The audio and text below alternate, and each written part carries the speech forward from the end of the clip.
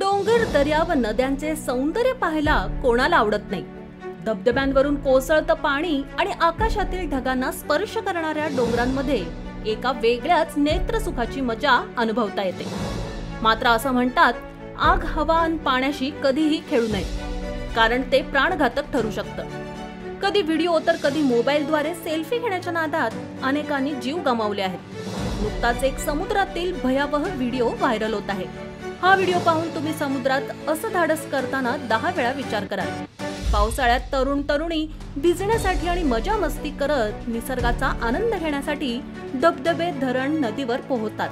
काही जण समुद्रकिनारी जातात, बोटिंगचा आनंद घेतात। अशा वेळी अधिक पुढे जाऊ नका असं सांगूनही पर्यटक बेपर्वाईमुळे ऐकत नाहीत। काही वेळेला समुद्राला भरती आलेली असूनही पर्यटक नसतं धाडस करतात आणि हेच धाडस त्यांच्या अंगाशी येतं।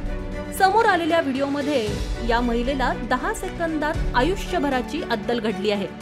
काही सेकंदातच महिला किनाऱ्यावरून थेट समुद्रात गेली।